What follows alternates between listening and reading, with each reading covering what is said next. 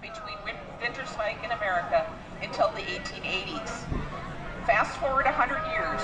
In 1947, the village of Cedar Gove celebrates its centennial celebration, and the idea of the Holland Festival is born, although it did not become an annual festival until 1965.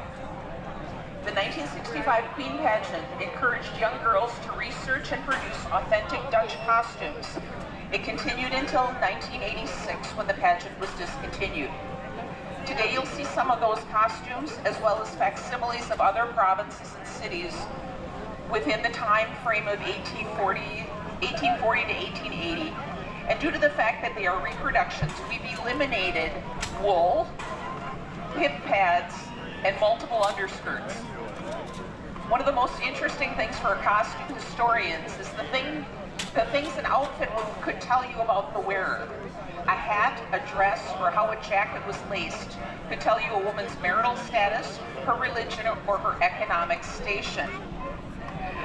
If you look at my costume, because I am from Friesland, in the north of Holland, I am an adult because my jacket is full length. If I was wearing all of the lacing, you would see that it's tied on the right because I am a spinster because I have never married. You can also tell by the hat that I'm also an adult and of marriageable age.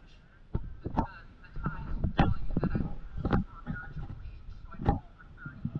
Don't look at my gray hair. So we're going to dive into a few more of these little things, but we'll do that in a few minutes. So let's take a look. Let's start where we left off. Most of the people in Cedar Gove start to trace their ancestry in the province of Gelderland, most specifically the municipality of Winterswijk, which was a farming community before the Phoenix disaster and a textile center after the disaster. Lauren is wearing a costume and bonnet of a 19th century woman of Winterswijk. Now this would have been her Sunday best, and the bonnet is highly starched in ruffles that frame the face. Now she's going to stay there, and Lindsay is going to come. Now check this out. Lindsay is not from Winterswijk. She's not from Gelderland. She's from the province of Overijssel, in the region of Twente. Twente is an area that has a long history of textile production and is about 30 miles from Winterswijk. And yet their hats are very much the same. Now if you look at Lindsay's hat, you'll notice ruffles across the front that Lauren does not have. But the rest of the costume is the same. One of those strange little details. Lindsay's costume is on loan to us from Jody Vaness, and it was made for her mother Judy, who was one of our clump and dancing leaders back in the 80s when I was clump and dancing. Thank you, ladies. So while we're in Overijssel, the province of Overijssel, let's go to the town of Staphorst. Frankie is modeling one of our working costumes. These outfits are not fancy, they're functional. The people of Staphorst are primarily farmers and very orthodox Calvinists. They have some of the highest church attendance rates in the Netherlands. The women of Staphorst are still seen wearing their traditional costumes. They're known for their colorful paintwork and textile work. Frankie's costume, a knee-length skirt, is much more practical for farming than a long skirt, and the shawl is worn for warmth. Her hat tells you that she's a worker rather than highborn. Thank you. The next province is Zeeland. Jenna wears a previous Queen pageant costume of South Beveland. The costume was worn until about 1900, and again, it's a dress that would have been worn to church. The scarf is more decorative than functional, and it's the hat that's the work of art. The hat shows that Jenna's a Protestant and of meritable age. You can tell because she's wearing kissers. Those are those little metal things on the front of her bonnet. Many bonnets in the Netherlands were built on the wearer's head and removed once a week to wash the hair. They frequently had an undercap that was worn if the headdress could not be slept in. I guess one of the people of some interest that came from Zeeland was Admiral de Ruyter. Thank you, Jenna. Harper shows us another costume from Zealand. She's wearing a costume showing us the region and former island of Walcheren. This is the costume of a Protestant woman of average status. There are many different hats that Walcheren has displayed through the years, and this is a two-piece hat, a standard undercap with an island top cap. The fact that the drape over the shoulders is round tells you that she's Protestant. If she were Catholic, it would be squared. She also wears kissers. Now the kissers probably focus the eye to the beauty of the girl, but the story I was told was that Dutch boys needed a little bit of help to show them where to kiss. So you aimed for between the kissers. Walcheren rebels were instrumental in defeating the Spanish Armada in 1588, returning the Dutch to power. Naomi is wearing a costume of a Protestant woman of average status from the city of Middelburg. Oh, hang on a minute. Go back. Go back. Harper, go back. Stand right about there. Okay. Naomi is wearing a costume of a Protestant woman of average status from Middelburg, which is Walcheren's provincial capital. Her hat is a two-pieced hat. She wears, she may or may not be wearing the kissers. Middelburg is mentioned in Chaucer's Canterbury Tales, and it's also the place that invented the microscope. Now you might notice that these two costumes look a little familiar. Last year we adopted them as our stage dancing uniform.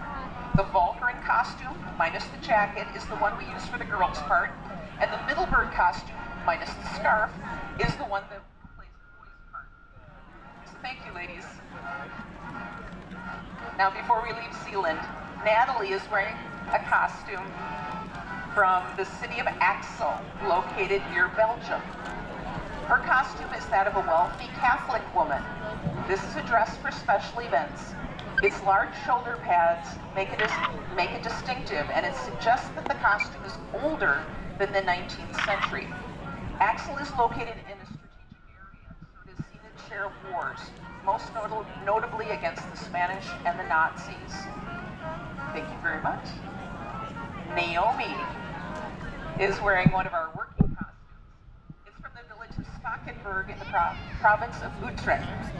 Spakenburg is still a small town who enjoys their history.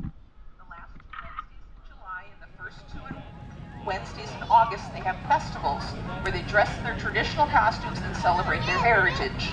This is why we like Spakenburg. The people of Spakenburg were fishermen and farmers until the 1940s, when more land was annexed from the sea. Although there really isn't anything pithy that comes from Spakenburg, the province of Utrecht has been around since 695, when the Romans left the area. And a local guy did pretty well in 1522 when he became Pope Adrian VI, the only Dutch pope. Thank you. Mercy's next. She's wearing the costume of the island of Marken, which is now a village in the province of North Holland. The people of Marken were fishermen when the Zuiderzee was saltwater, and this costume reflects this. The sleeves are able to be rolled up, the skirt is utilitarian, and the craplap bib hides daily ink. The costume itself is very old. Its color suggests that it came into fashion before the Protestant Reformation. But unlike other costumes, it was being worn into the 20th century. Mercy's hat tells people that she is a young girl. Thank you, Mercy.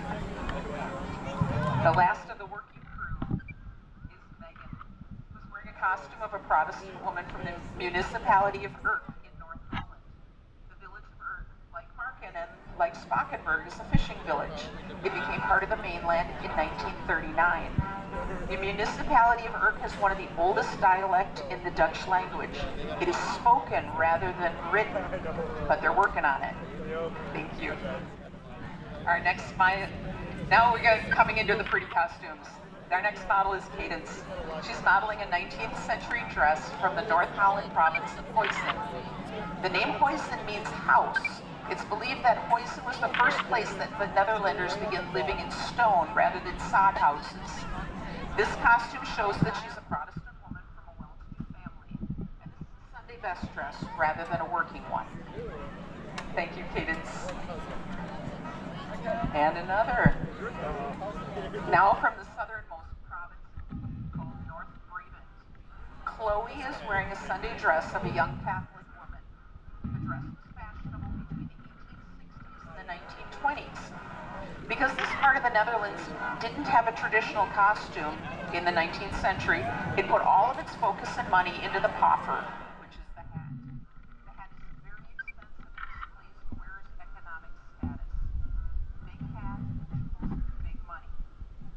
North Brabant's claim to fame is that Vincent van Gogh was born there in 1853.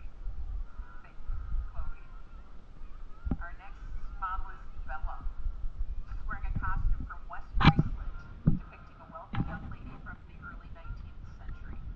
Her gown is not intended for working, it's a day gown intended for meeting callers. Bella's costume is one of the many costumes that should have hip pads and underskirts.